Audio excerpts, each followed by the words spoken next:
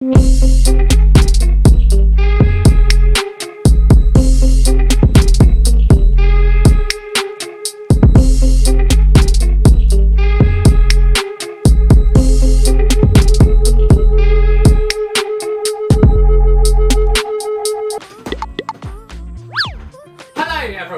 back to Toys channel. Today I've got the Rengoku Nendoroid here with me, the 1541 Kyojiro Rengoku. For those of you who have been on my channel for long enough, you know that I love the Nendoroid series, and this is just one of those ones that I really have to pick up because it's one of my favorite characters in the Demon Slayer series, and as well as its Nendoroid. As always, please remember to like the like button and subscribe to my channel for more stuff like this: Demon Slayer, Marvel, Hot Toys, vlogs, Pokemon, etc. Stuff that I do, stuff that I like. Without further ado, let's hit it!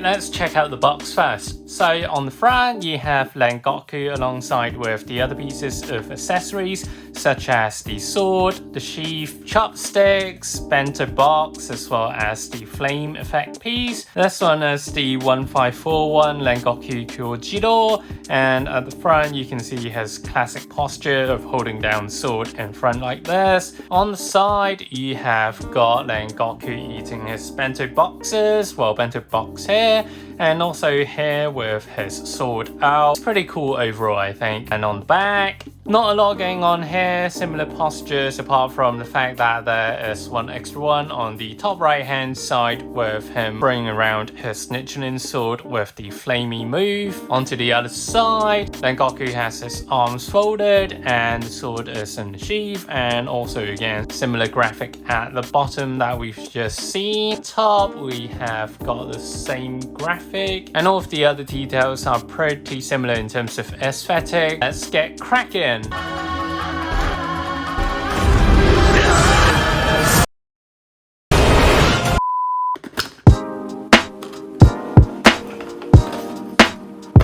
Right, so let's have a look at the instruction manual first. So we have got the pieces I've just stated, other than the two extra faces that was hiding down at the bottom. That was covered up by the cardboard, and also there are the support pieces, different arm gestures at the top, as well as how to remove the hands and taking apart the sword, how to assemble everything together. Also it tells you about the fire piece, etc. So for those of you who has been collecting the Nendoroid series, you should know what you're doing by now, so I don't really need this, to be honest, unless I get really stuck, of course. Let's pop this thing open. Wow, this is really good. I'm so excited. It's because of the vibrant color that Rengoku has. It just brings a lot of joy. Quite a fair bit of plastic wrappings, of course. Oops. We've got all the plastic wrappings out, and it just looks damn cool, to be honest. It's got a lot of colors, it's got a lot of details, so let's go through this figure as the defaulted figure first. With the default face, you get the smiling Rengoku here, and also I like how the plastic is. And there's always quality in the Nendoroid figures because it's not only just smooth, but the quality in terms of having the consistency in terms of color, as well as the texture. Just one of the better manufacturers these days. And also with Rengoku's facial elements, you have the very distinct eyes and brows, of course. The iris has the red surrounded by the yellow here, and also you get a lot of the linings around the eye area as well as the thick brows, of course. And with the mouth, I like what they've done here, very simplistic, and the coloring is consistent with the mouth. So it's very distinct, and the nose, the scalp is just typical Nendoroid. I like it. In terms of the hair, the quality is there as well. There's no paint job overboard, which is good.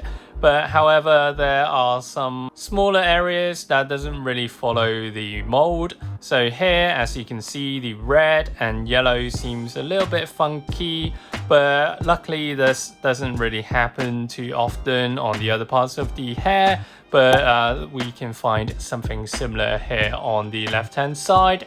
But nonetheless, if you look at this figure from afar, you can't really see it, but me, as always, being a really nitpicky person, I would just highlight it for you guys.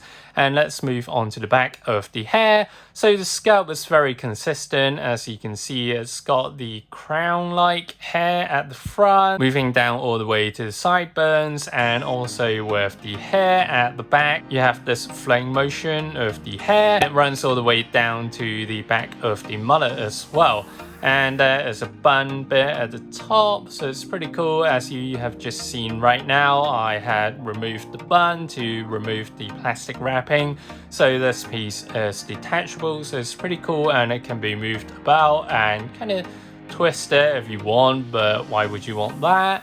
And also at the bottom, you have some more highlights in red as well, and some funky color paint job here as well, but again, it's very minor, very minute. And on the other side, it looks just as good as well. So yeah, I think this head sculpt is pretty nice. The coloring is okay. It does have its flaws, but not too much. With Rengoku's outfit, you have this kind of high school outfit with the circular collar, as well as the buttons running down to the belt area. And the belt, again, very simplistic, white, as well as the silver buckle, and also with the arms and legs. The legs are pretty chubby because of the pants, I guess, and this thing is falling off, so I'll take it off for now. And for the boots, it looks good as well because it doesn't have much paint job overboard other than this splat of paint that goes on the right hand side of the boot. It's not something that I'll cry about, to be honest. And moving on to the back, you have got the Kimetsu kanji there, so it's pretty good.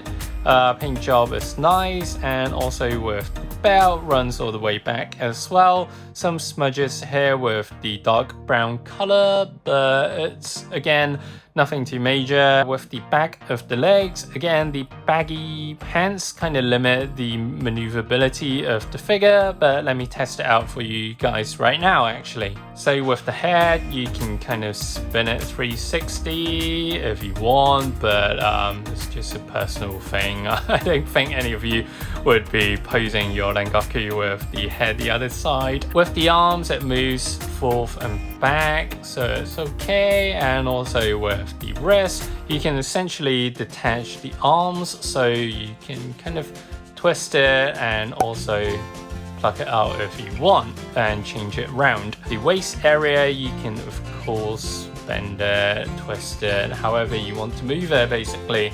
And also with the pants area, it limits the maneuverability because with the size of the pants, it doesn't give you too much room to move about, but I mean, it does its job already. It moves a little bit, slightly. On the side here, you can see the posture doing an okay job, so not a lot to complain here, to be honest. And also with the feet, it does come apart as well, as usual Nendoroid structure. In terms of the cape, it has this pivot that sticks onto the back hole, and also there are the okay, the coloring seems a little bit off here on the cape because there's not just coloring overboard but smudges here, as you can see where my nail is here on the right. And overall, if you look at it from afar, you can see it as well, so you can't really hide this flaw. Back, there is the gradient of the white transitioning to yellow, as well as with the red flamey edges, so it's pretty cool. But again, the paint job is not so great on this, as you can kind of see here already. With some of the red, it's not consistent, it's not being on point with where the lines are, so it's a bit here and there in terms of the cape overall. It's a nitpick, but I mean, it's what it is. For the sword with sheath, the coloring is okay, it's just slightly off a bit in terms of the pale grey hair. And in terms of scalp, I like what they've done here, very simplistic. Also, there is this pivot that you can stick it onto the belt area to have it as if he's got his sword in the sheath. And also there is this flamey part. Moving down, you have the normal sword that is out. You have the flamey design, which is really cool. And the scalp is pretty great, as you can see the flamey areas here at the bottom in red. It's got the 4 kanji words here. It's definitely too small for my eyes. The chopsticks, I like the amount of details they've put in here. In terms of color, it's very similar to what we see in real life for these disposable chopsticks, and the color is really on point. And in regards to the bento box, it's just a piece of sticker being stuck on this piece of plastic. It's actually really realistic looking, which actually takes the immersion out, because you have this piece of very photorealistic piece of bento here, and also this cartoonish character that you have holding this piece. For the fire breathing effects piece, it's really nice. It's quite chunky and it's quite thick. Also, there are different gradients of orange running through around it. As you can see, the kind of darker orange there in the middle, complemented by the lighter orange there on the edges. And also it's got some prints of these yellow parts, which I don't know, I'm not really entirely sure about this kind of effect. The yellow area seems more cartoonish, and the normal orange parts seem more figurine-ish, I guess, if that's a word. For the faces, I really like this eating Rengoku face. You can see the bento that he's eating. It's got a little lump, it's so cute. And also with the eyes, it's really on point again, similar to the defaulted face that we've seen just now. With the brows, with the eyes, the iris, the linings around the eyes are pretty good. And this is just a really fun head sculpt, and I really can't wait to put this on. And also with this happy Rengoku, so it's pretty generic, but again, everything's on point in terms of facial attributes. Brows, eyes, mouth, and also let me mention about the mouth actually. So you have this piece of teeth that's sticking out, and it's sculpted, it's not just painted, so it's pretty nice. As well as you get this kind of reddish lining around the mouth to segregate it from lighter skin color with the pinkish mouth area. So that's nice, I guess. In terms of the small pack, you have a few pairs of arms. First one is with the folded arms, and then there is a straight arm, there's a bended arm without the hands, as well as the ones that are holding the sword here, as you can see with the hole right in the middle of the hand, the extra pieces for the support of the figure, the base, as well as the stand here. And I'll put that together right now. And I think we can take this Rengoku figure for a spin.